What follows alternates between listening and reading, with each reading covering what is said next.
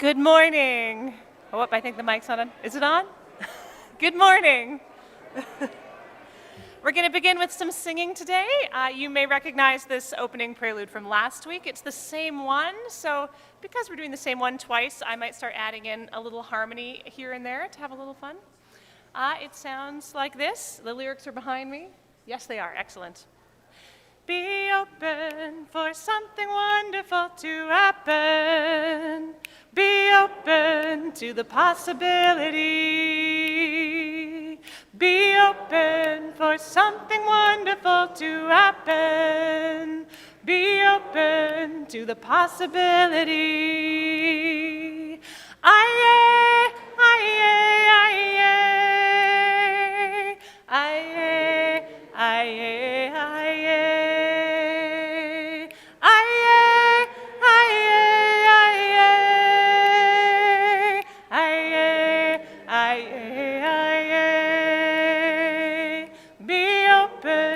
Something wonderful to happen.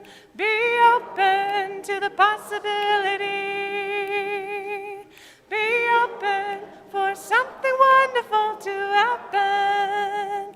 Be open to the possibility. Aye, aye, aye, aye, aye, aye, aye.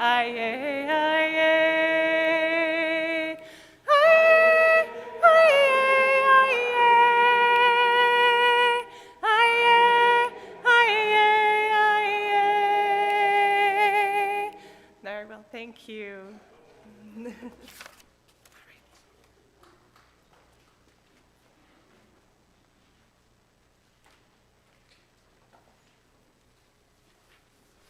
Morning, everyone. Happy New Year. I'm Chuck Shields. I'm a member of the board here for a couple of announcements for you, starting with the land acknowledgement. We acknowledge that our campus is located on traditional, unsurrendered, and unceded Algonquin and Anishinaabe territory, and that the work of reconciliation requires continual effort. I'm reminded of this need for ongoing effort particularly strongly as we continue to build our relationship with the Ontario Aboriginal Housing Services. We've signed an agreement with them that will pass some of our campus to them. But that marks just a step in coming to know each other better and learning to work with each other in a good way. We will need to continue to apply ourselves to these efforts. Now, on to some announcements. Put a note in your calendar for January 25th after the service. During the fall congregational meeting on October 18th, the motion to authorize the mortgage or lien of the congregation's property was tabled, which means it was withdrawn to be considered later. The board has received legal advice and has revised the motion. The revised motion will be presented to the membership at a special congregational meeting on Sunday, January 25th, following that day's service. Members of the congregation will be able to participate in this meeting in person or via Zoom. Details regarding participation in the meeting and the revised motion will be distributed to members in about 10 days. Please mark the date and time on your calendar and plan to participate. Next, are you new to FirstU or feeling new? Introducing Ourselves is a casual meetup for newcomers on Sunday, January 18th from noon to 1:30. Share what brought you here, learn about FirstU and Unitarian Universalism over a light lunch. You can find out more and register at the welcome table at the back following the service or by emailing welcome@firstunitarianottawa.ca. And also today, Brent can raise his hand over here, is offering a simple building tour of FirstU after service to anyone interested, especially newcomers. If you would like to participate, meet at the Green Mug table in Fellowship Hall at 11:45. Thank you very much.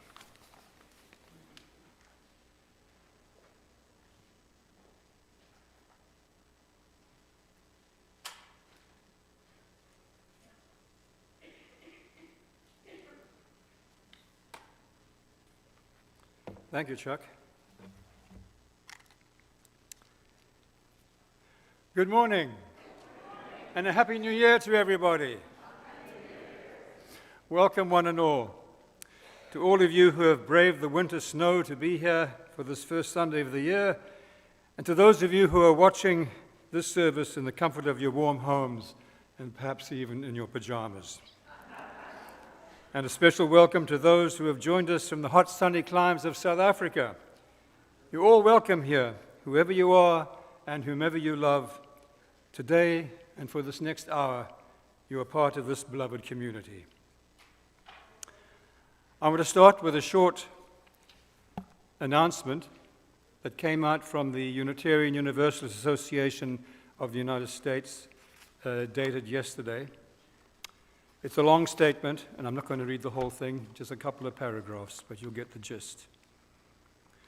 The Unitarian Universalist Association condemns the Trump administration's military strikes overnight against its country of Venezuela, done with the express purpose of capturing its president, Nicolas Maduro, and seizing control of the country in violation of international laws. These actions were taken after months of U.S. military harassment, resulting in the deaths of Venezuelan civilians and undertaken without involvement of Congress. And as people of faith and conscience, it is essential to speak out now as this situation quickly escalates, creating dangers across the hemisphere. As the current administration continues to consolidate power, violate domestic and international law, and trample the human rights of people both in the U.S. and abroad, we pray for the safety of all who are in harm's way. The people of Venezuela have the right, as all people do, to safety and self-determination. We urge our elected leaders and the courts to exercise definitive moral leadership to swiftly curtail these abuses of power and prevent this administration from causing further loss of life and violations of international law.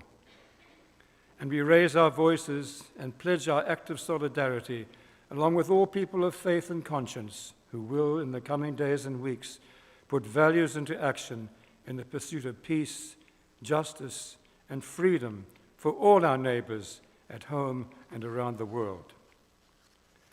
I urge you to go online and read the whole statement. It really is very encouraging.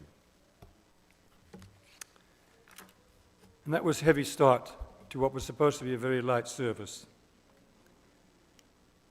The meaning-making theme packet guidelines upon which our service for this month of January are to be based is called Awakening Wonder, hence the title for today's service.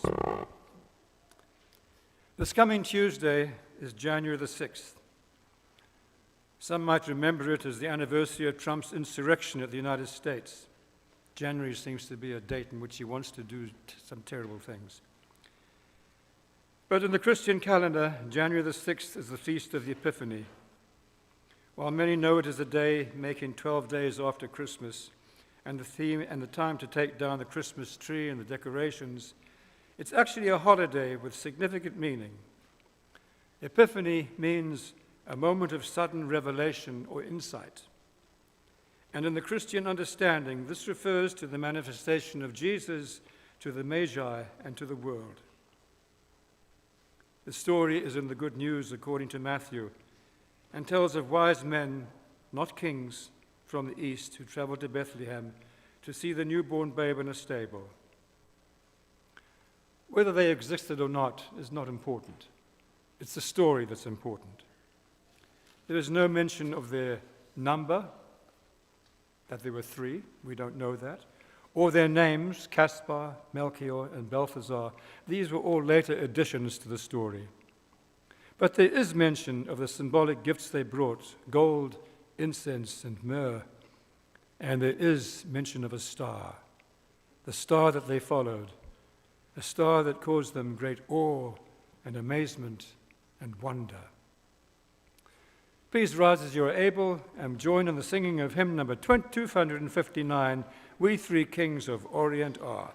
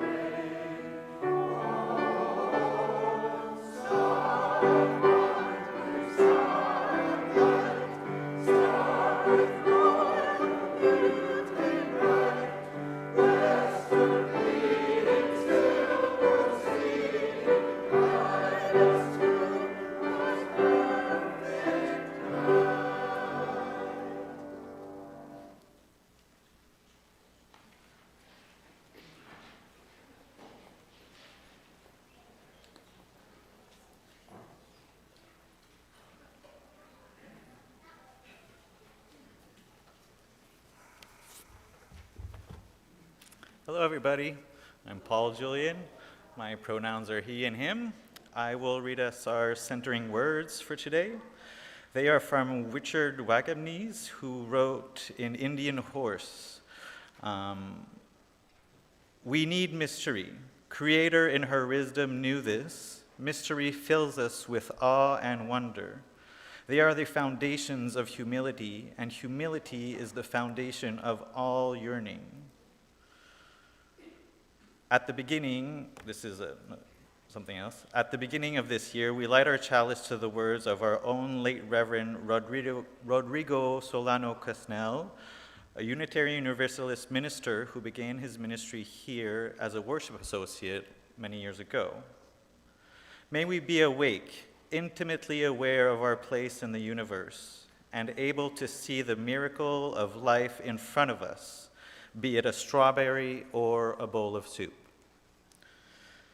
Would anybody come and light the chalice? Onto yours? Huh?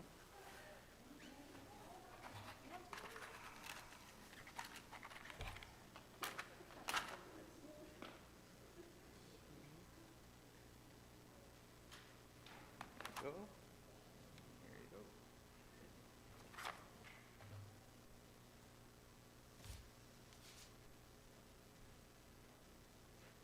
Well done.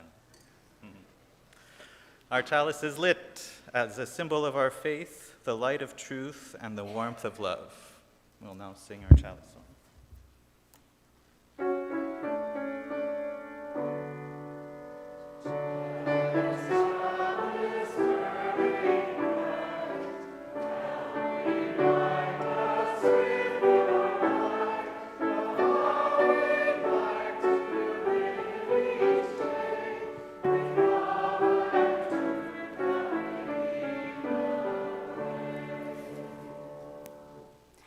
Good morning, everyone. I am Jody McIntosh, the Director of Religious Exploration, and I use she and her pronouns.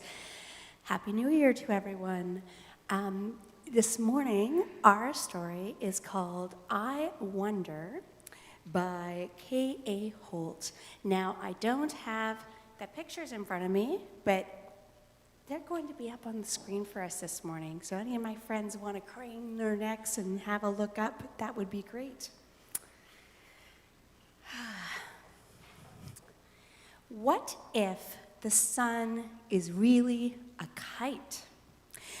Is cereal afraid of the spoon? I wonder if sandwiches get mad when you bite them. What if the ocean is one big water bottle? Do tires get tired? I wonder if dragonflies dog paddle. Do bubbles tickle everything they touch? Is a fly a baby in the morning and an old man at night? Does a grasshopper take hopping lessons? I wonder if cars and trucks speak the same language. Do windmills ever get tired? Where are all the unicorns hiding? I wonder if boy ladybugs are called boy bugs. What do clouds taste like? Do my toys miss me when I'm gone? How does a clock know what time it is? I wonder if shoes feel sad when they don't fit anymore. Could there be a galaxy in my belly button? I wonder if books read us too. What do stars do during the day? Is wind made or born? Do trees have dreams? I wonder if teddy bears ever cry. Why don't shadows smile when you smile? I wonder how tomorrow knows how to get here. I wonder why I wonder so much. It's because you are wonderful. When we stop to say, I wonder, we find awe in the most ordinary of things. We will now sing our children on our way, and if you can send them love with hearts, that would be amazing. And to my new families, if you are new or haven't been here for a while, I just ask for one parent to come downstairs to check in with us, and we will now sing our children on our way. Thank you.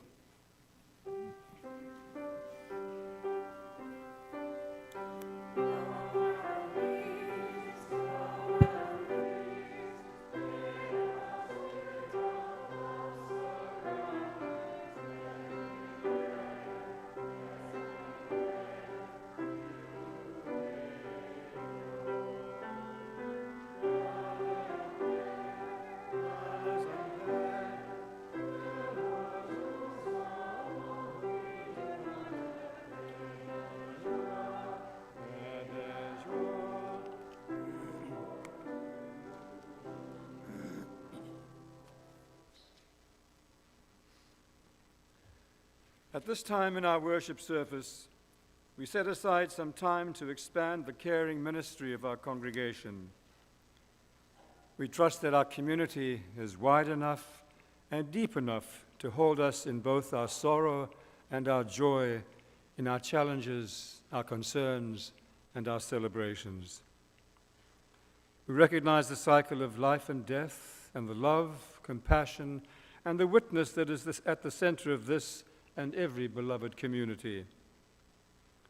We now prepare our hearts for this time of sharing with the sounding of our singing bowl.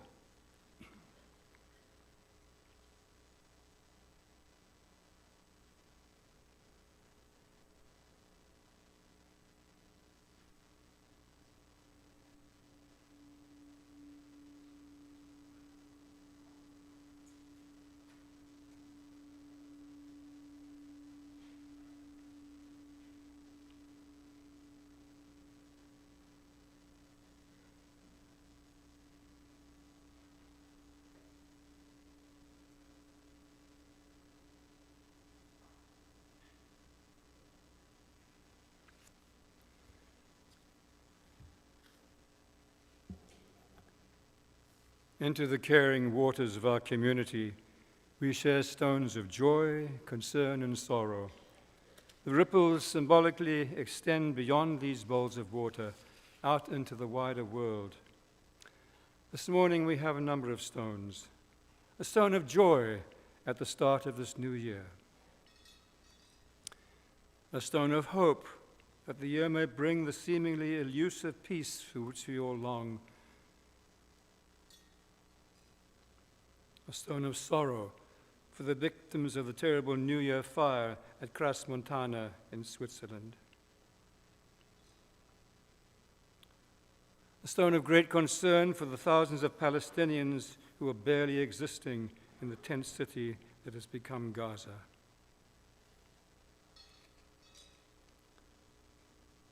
And a stone of great concern, too, for the people of Venezuela. From among our community today, we share a stone for Ken, who is recovering in hospital from a bout of pneumonia. Please now come forward as you feel moved to do so, and share your own stones of celebration and sorrow.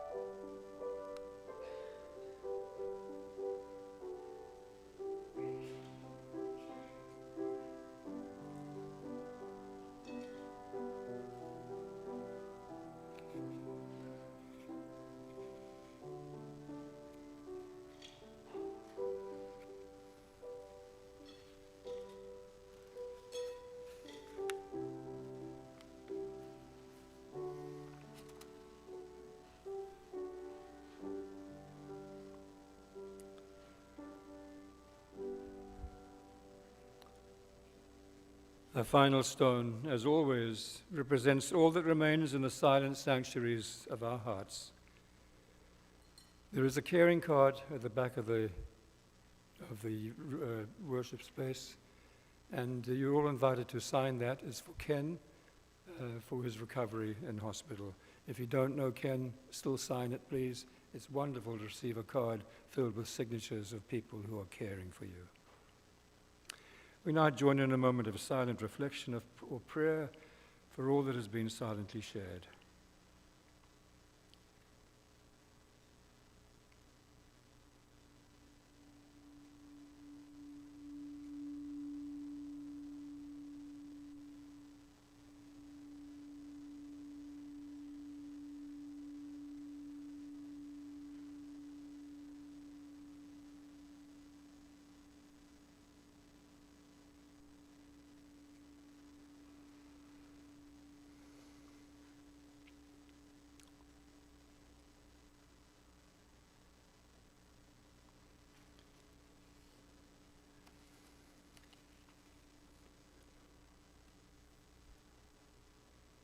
Please now stand as you are able and join in the singing of another song of great awe and wonder, number 398 in the Grey Hymnal, "To See the World in a Grain of Sand."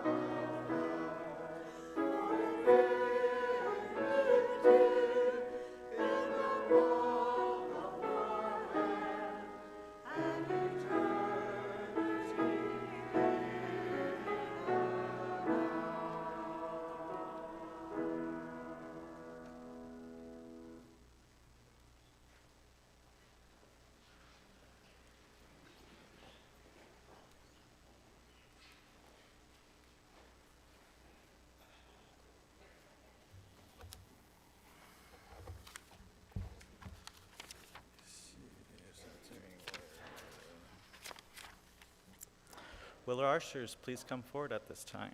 Thank you. The offerings collected each Sunday help us to live into our values within this congregation and in support of many good works beyond our walls. During the entire month of January, our Sunday collections, unless marked towards your pledge, will be split with our community partner, the 10 Oaks Project. 10 Oaks Project is a grassroots charitable organization working to support 2S LGBTQ+ youth, families, and children to thrive. Based in Ottawa, 10 Oaks was founded in 2004, and after 20 years of they continue to offer affirming, life-changing camps and community programming rooted in play. All youth deserve a supporting place that they can be their true and authentic selves, but for many 2S LGBTQ+ youth and families, inclusive spaces are hard to find. To help continue to deliver transformative experiences to our community, donate to 10 Oaks so that all kids who need it have a safe space. If you have a smartphone handy, you can use the QR code on the back of your order of service or on the screen to make an online donation. I offer this affirmation of gratitude for the gifts shared today. Let us be grateful when we are able to give, for many do not have that privilege. Let us be grateful for all those who share their gifts, for we are enriched by their giving. And let us be grateful even for our needs, so that we may be held by the generosity of others. May the work of our hands and the generosity of our hearts be given in gratitude this day. I'll just follow right up with our reading for today. It is a prayer by Reverend Gaston Marcel Carrier, who was actually a minister here from 1947 to 1950. It is called Eminence. Glory of the leaf which knows how to die faithfully. Glory of the wind-blown rain from far places. Glory of the light that descends into waters. Glory of the gentleness which the earth proffers her strength to us. There are sermons in the pageantry of nature. Wonder of the mind, which is speed and strength in the service of goodness. Wonder of the fear, which turns to joy and hopefulness. Wonder of the ego, which discovers how to sustain itself without hurting others.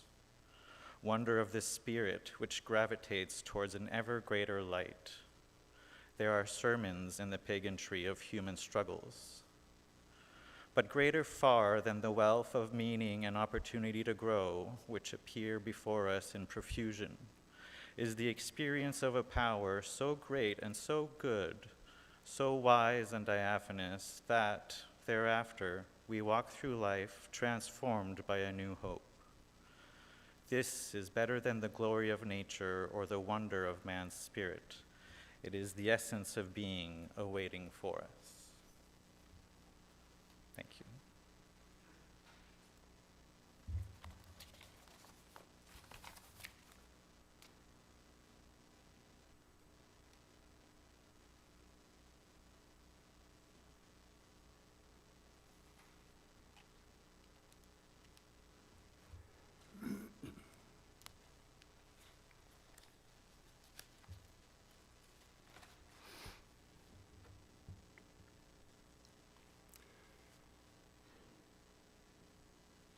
When Reverend Laura invited me to take her pulpit this morning, she sent me the guidelines for the meaning-making project for January 2026.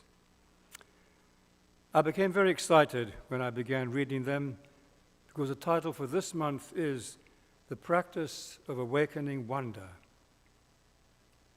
And as I read it, it became very obvious that the theme refers very much to our first source, direct experience of that transcending mystery and wonder affirmed in all cultures, which moves us to a renewal of the spirit and an openness to the forces that create and uphold life. Direct experience of that transcending mystery and wonder. Wow. In 1838, the transcendentalist Ralph Waldo Emerson declared in an address that the non-creedal structure of Unitarianism permitted us to determine our own relationship to the divine through our direct experience, rather than to having it mediated to us by the clergy.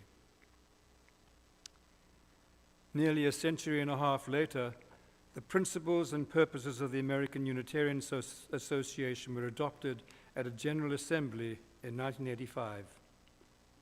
The 6 sources, and at that time, the 7, now 8 principles. One delegate described the General Assembly's response to this as one of loud applause, sighs of relief, tears, and a few shrugs of, well, wait and see. As American Unitarian Minister Reverend Kathleen Rowland says when reflecting on the 6 sources, quote, "Throughout our history, we have moved to the rhythms of mystery and wonder, prophecy, wisdom, teachings from ancient and modern sources, and nature itself. These sources, she says, inspire us to live lives of meaning and purpose. And Canadian Minister Emeritus Charles Edis stresses the importance of our six sources. Without these roots, we lack nourishment. We will wither and die. Without a vital connection to our roots, we risk being carried away in all directions, pushed by every new fad that comes along. It goes without saying that being nourished by these six sources does not mean that we must be chained to them. They are jumping off points for a future that is ours to create.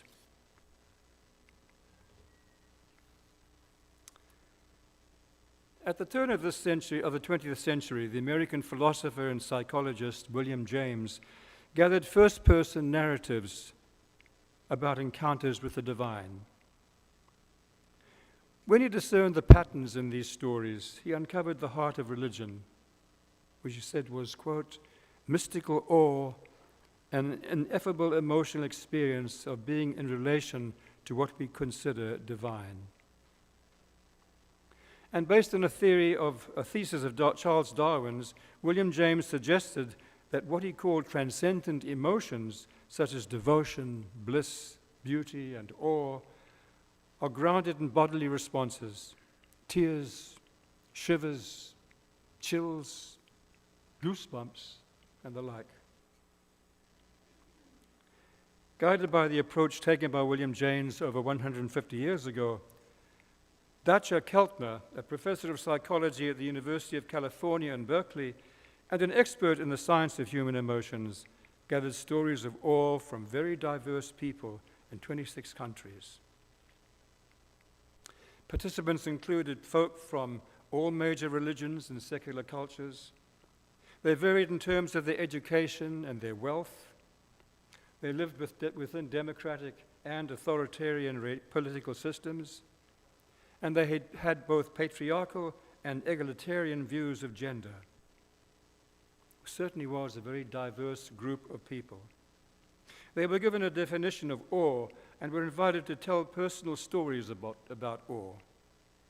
The definition was, quote, being in the presence of something vast and mysterious that transcends your current understanding of the world. I'll repeat that. Being in the presence of something vast and mysterious that transcends your current understanding of the world. When Keltner analyzed these stories he had gathered, he found they converged on an understanding of where we find awe. He called these responses the 8 wonders of life. And when people spoke of them, they invariably uttered words like awesome, wow, wonderful, amazing, astonishing, and sometimes awful, spelled A-W-E-F-U-L, as Shakespeare used the word. He put this all down in a very readable book, Awe, the Science of Everyday Wonder and How It Can Transform Your Life. This morning I'm not going to go through these 8 wonders of life. That'll take too much time. But I now refer to 5 of them with a few examples. And as I do so, I invite you to think of the particular wonder of life with examples of your own. The first wonder of life, the strength, courage, outrage, and kindness of others. This is seen in the exceptional virtue and character of others that move us to the experience of awe. For example, I am astounded when I think of our own Lotte Hitchmanova, whose bust is at the back of our worship space. Born a Jewess in Prague, she escaped the Nazi persecution, came to North America, and in 1945, her sense of compassion inspired her to found and dedicate her life to the Unitarian Service Committee of Canada. She did amazing work with refugees, and over the next 39 years, her efforts raised over $128 million. She said, quote, "We are here in this world to help each other and to make this world a better place. That is my philosophy of life," unquote. Long before we wrote it, she was giving witness to our congregational vision, which we have hanging at the back of the hall. We kindle the light within and inspire courage to nurture the web of life and to create a just and compassionate world. Quite astonishing. More recently, 2 ISIS murderers killed many joyous Jews who were celebrating Hanukkah in Bondi Beach in Australia.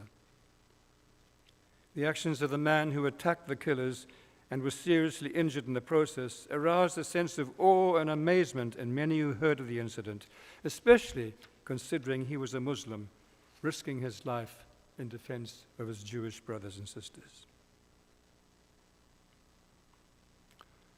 Another example, when thinking of the courage and kindness of others, I'd be quite remiss if I didn't mention our own Reverend Fred Cappuccino and his long-suffering wife, Bonnie.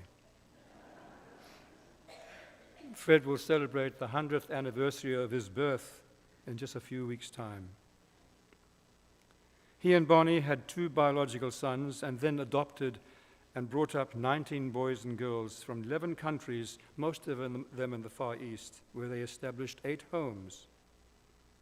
These Child Haven International homes accept children who are disabled, parentless, or from socially disadvantaged situations, and who are destitute in that they don't receive even 1 good meal a day. Fred and Bonnie's life is an amazing and wonderful story, and a witness to our 8 Unitarian Universalist principles. There are some in our congregation who have volunteered their time and their talents to these homes, and they too can attest to the good work that is done. A final example. As a South African, I'm always filled with wonder and amazement when I read the speech that Nelson Mandela gave from the dock shortly before he was sentenced to life imprisonment. He could have been sentenced to death. The closing words of his speech are truly awe-inspiring. Quote, "During my lifetime, I've dedicated myself to the struggle of the African people. I have fought against white domination, and I have fought against black domination. I have cherished an ideal of a democratic and free society in which all people live together in harmony and with equal opportunities. It is an ideal which I hope to live for and to achieve. But if needs be, it is an ideal for which I am prepared to die."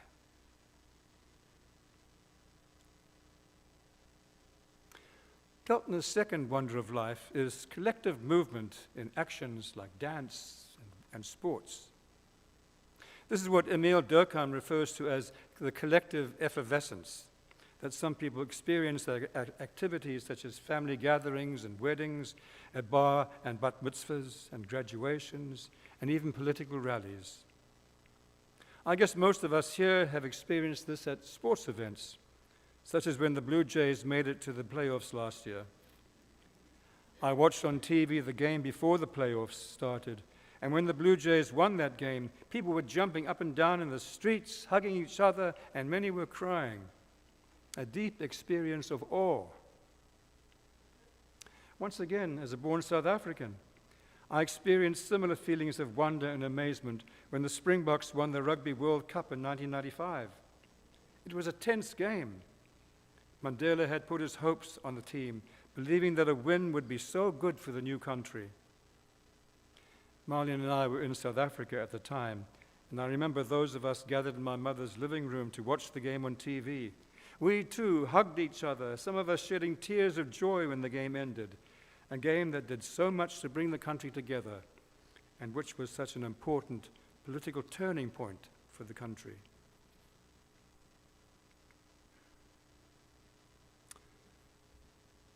Keltner's third wonder of life is nature. We can all relate to the awesomeness of nature. Sometimes it may be some cataclysmic event like a flood or an earthquake. For me, it is standing on the brink of the Valley of 1,000 Hills in KwaZulu-Natal, just west of Durban, where I was born, and wondering at the earth-shaking event millions of years ago that caused this magnificent sight of thousands of hills rolling away into the distance. or slowly walking through the cathedral of gigantic Douglas firs on Victoria Island, marveling at their age and their height. Or sitting on the deck of a rented cottage in Prince Edward Island late at night and marveling at the myriads of stars above. In this respect, too, many worry today about how the dimming of the night sky in this era of light pollution is harming our capacity to wonder.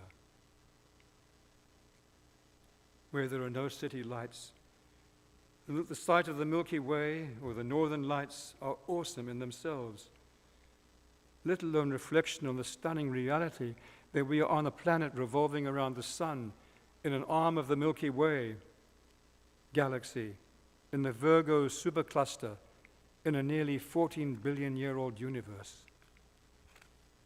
How awesome is that? As Albert Einstein said, the most beautiful thing we can experience is the mysterious. It is the fundamental emotion which stands at the cradle of all true art and all science. Poets are also aware of the awesomeness of nature. The Jesuit poet Gerald Manley Hopkins famously wrote, "The earth is charged with the grandeur of God." And Elizabeth Barrett Browning wrote in her short poem, "Earth's crammed with heaven, and every common bush afire with God. But only those who see take off their shoes. The rest just sit around and pluck blackberries." And St. Francis of Assisi, he saw divinity in all living things. This brought him such tears that legend has it that he shed those tears so often that he went blind, but not before he wrote his beautiful Canticle of the Sun. Keltner's fourth wonder of life is music. We all have preferences for music, much of them generational. I must admit that much of the modern music I hear over the radio today just doesn't turn me on. But there is certain music that creates in me a sense of awe. Listening to the fifth movement of Beethoven's Ninth Symphony sends shivers up and down my spine, especially when I remember that he was deaf when he wrote it. And sitting quietly listening to Gregorian chanting, the Gregorian chanting of the monks of Salem brings me a deep peace. I remember another awesome transformative experience from when I had my first heart attack way back in 1994. I spent 24 days in hospital, 8 of them in the intensive care unit at Queens Bay Carlton Hospital. Daughter Jill, visiting from Toronto, left me her Walkman and a few music tapes.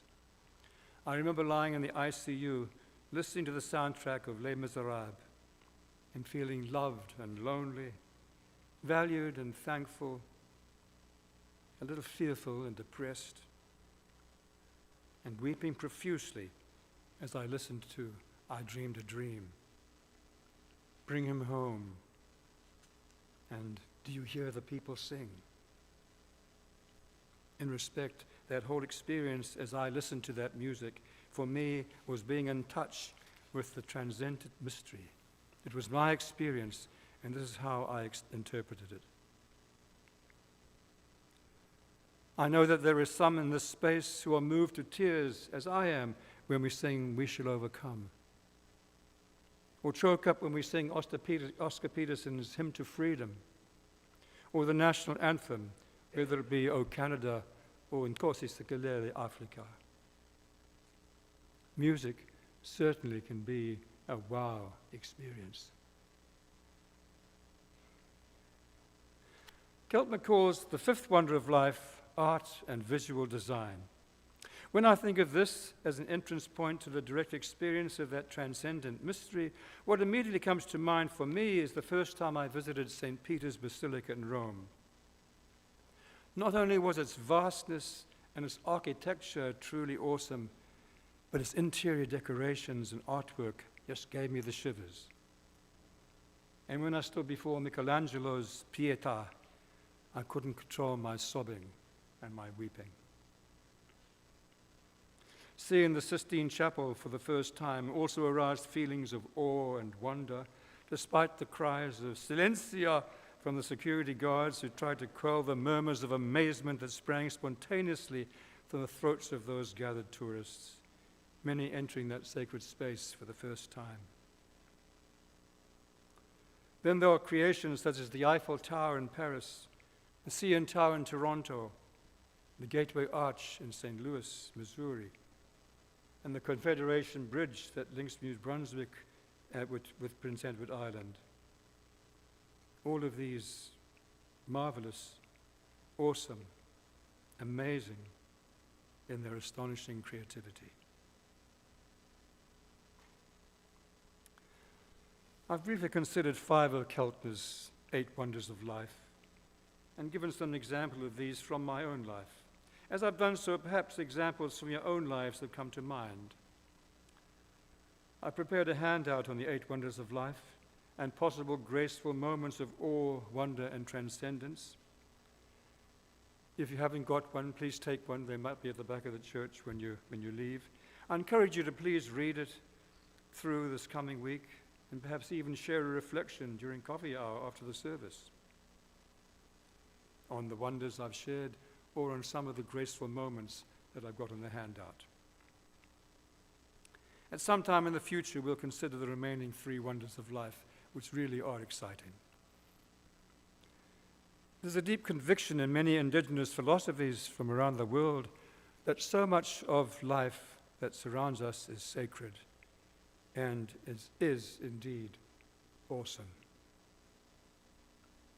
Awe, indeed, may begin with encounters with the 8 wonders of life, but the experience of awe unfolds in a space of its own. Our everyday lives offer so many occasions for awe, and some or many of these may be an experience of our first source,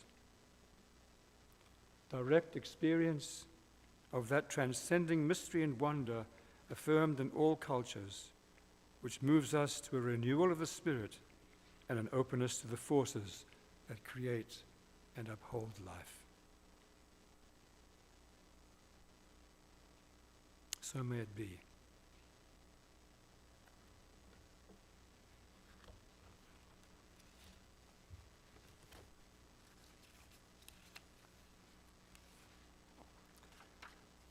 I now invite you to stand as you are able and sing a New Year's song, number 350 in the Gray hymnal, The Ceaseless Flow of Endless Time.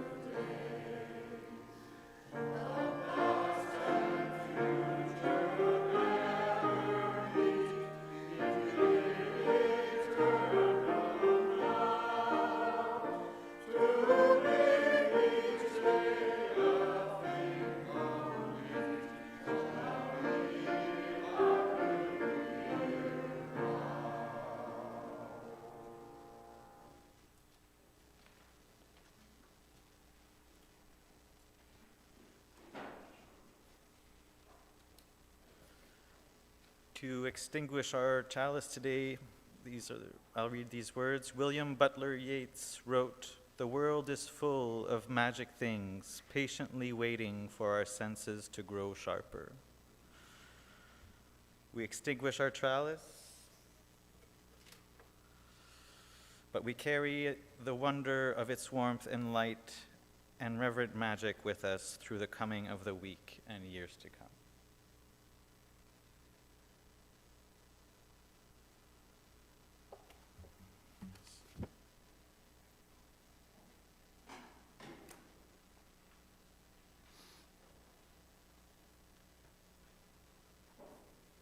Before I read the closing words, I want to say a word of thanks to Julian, a very able worship associate, to Julia and her assistants for doing all the sound, for Jennifer, as usual, and the singers for supplying the music, and for Jody for that beautiful story about wonder. This new year, my hope is that we want to be connected to all of life. So this week, let's do something special. Let's take a moment, even just a moment, drop into awe and wonder and joy, and let us fully inhabit and relish that moment. Let's be awake and intimately aware of our place in the universe. And if you take one of those handouts with you, maybe one of the graceful moments will offer an occasion for you to drop into that special place of awe and amazement. And may we all have a very passionate zest for our world, much gentleness, and may we all be more human to the very end. Blessed be. Go in peace and awe and wonder. All shall be well. And now I'll sing the words of my Uncle Don that he sang at every Hogmanay party we had when I was a small kid. A good new year to in and all, and many may ye see. And during all the year to come, oh happy may ye be.